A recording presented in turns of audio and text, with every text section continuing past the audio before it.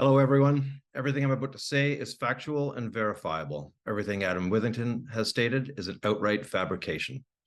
On the evening in question, Paco and I had just been visiting Ellen and friends at her campsite. That was the last time I saw Ellen, God rest her soul. We stopped in a Playa Central after to play some shuffleboard. I've been warned about you, Adam Withington, how arrogant and unfriendly you are, but I was in such a good mood and realized that in the 5 years I had been in Levantana, we had never spoken once. So I went out of my way to introduce myself to you. What a mistake that was. Within 30 seconds, you showed me exactly who you are. How you spoke to me, your offensive attitude came shining through. I told Paco what you said to me. He was disgusted and blown away. I'm not going to repeat it here. It doesn't bear repeating. We finished our drinks, paid our bill, and left. A few hours later, after we had eaten, we popped in again at Playa to see if any of our friends were around. We didn't recognize anyone, but as we were coming down the stairs, we saw you heading to your office, and Paco suggested I talk to you about your offensive comments earlier. As we got to your office door, you literally slammed it in my face. I opened your door where you yelled at me to get the hell out of my office, and you shoved me backwards. I grabbed at you as I was falling. You fell over on top of me just outside your office door. Next thing I know, you were punching me, so of course I returned some punches of my own. It was all over in 30 seconds. The morning after we had our little confrontation, you sent me a Facebook message, and I quote, "You and your boyfriend pretty much punched like two bitches, LOL." Does that sound like something someone would say who has just had their arm broken? I don't think so. Here's a screenshot of it. Over the next few days, weeks, you did the following. Captured all of my Facebook contacts. I know this as after the first defamation message you sent, I turned off my friends list and blocked you and your sisters, Jessica and Olivia. The messages to my friends, family, colleagues have gone on for over 2 years. In fact, just a week ago, yet another friend forwarded me what you sent to him. Just brutal lies and defamation, same messages you've sent to dozens already.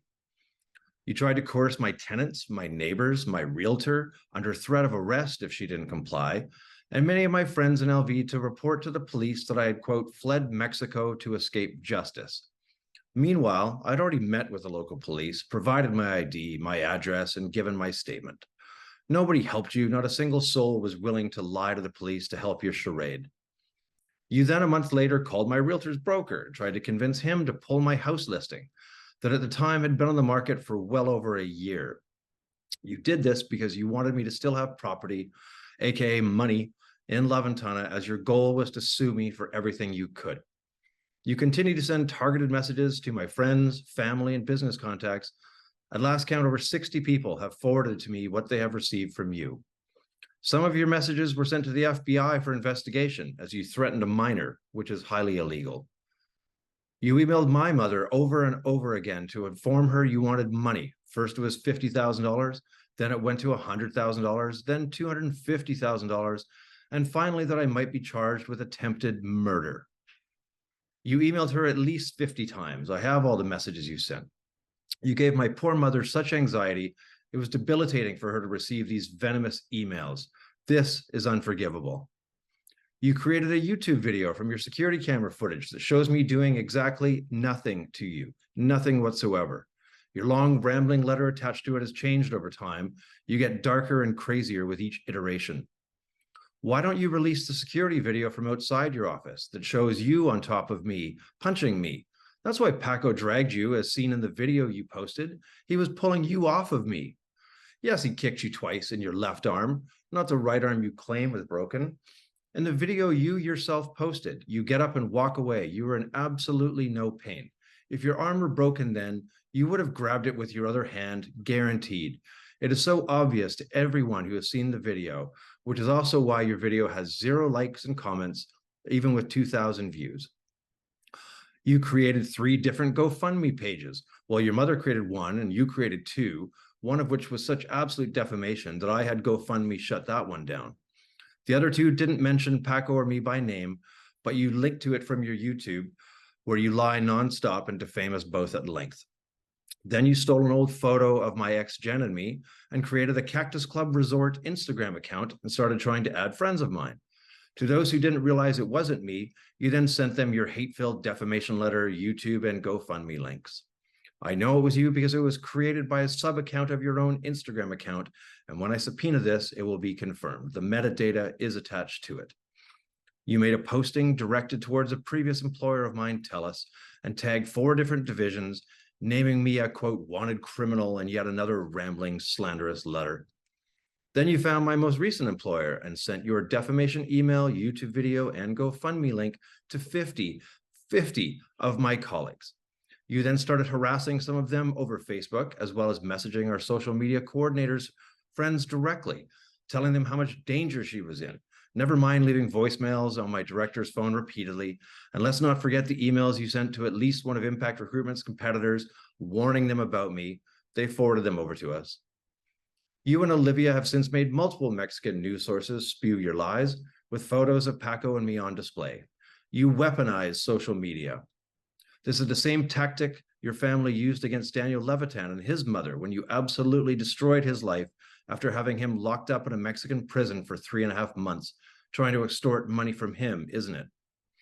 Even though you knew I'd sold my place and the Cactus Club had a new owner, you directed your friends to make a 1-star review on it, and even yourself posted a John and Paco broke my arm message. The other 2 bad reviews are IP addressed from your same location, so it's obviously your fake accounts being used to make poor reviews. You then wrote a Facebook post about how the new Cactus Club owner threatened you, but he had merely come to introduce himself to you, and you banished him from ever coming to Playa Central again. Which reminds me, you also banned Jen, her brother, his partner, Catherine, and many others from Playa Central, as it causes you PTSD when you see them and you get really scared. Right. Meanwhile, all of my burly kite friends, you haven't said a thing to them, have you? No. Why is that, you ask? Because they buy a lot of margaritas and spend a lot of money there, don't they? Much like this entire fiasco, it is 100% about money. This has been a cash grab from the very beginning. You saw an opportunity to sue me, no matter that it's absolute nonsense. I don't know how or even if you broke your arm, but I absolutely know that I didn't hurt you at all. This was a desperate attempt to profit, no matter that it's not remotely tethered to reality. Which leads me to Anne, your dad's girlfriend. Well, ex-girlfriend now, right? She caught wind of what you were plotting, and that was the final straw. She broke up with Dan, took her truck back, and kicked all of you kids out of the house just down the street from Playa Central and sold the house. In your hour of need, she just turned her back on you? No. She'd had enough of the lies, the toxic behavior of all of you, and that's why you were really mad at me. Not only did your BS extortion attempt fall flat, but you actually lost your cozy free place to stay in La Ventana just down the street from Playa Central. Anyone who is curious, go ask the realtors around town about this. They will confirm what I am saying. I think personally this is the most damning information. Actions speak louder than words. Last month in court, when asked to provide a security video you have of the event, you told the judge that we are not submitting the videos at this time. They are still being analyzed. Excuse me, what? It's been over 2 years. You are claiming I broke your arm viciously, and yet you refuse to provide the video evidence of such. You are outright, blatantly lying. If the video showed anything that would help you, you would have submitted 16 copies of it. You refuse to submit the evidence, as it proves that I am telling the truth, that I didn't break your arm nor even hurt you. You are also now claiming in court that we, quote, shattered your Olympic dream bid and that you need $800,000 in lost wages and podium award money. You're a good foil rider, Adam, I'll grant you that, but you were kicked off the slingshot team 8 years ago due to your disagreeable nature, and you've been flipping pizzas and cleaning toilets at Playa Central ever since. The Mexican Olympic team was not on your horizon, Adam. It wasn't in your rearview mirror. It wasn't even on the table, much as you may delude yourself it was. It wasn't.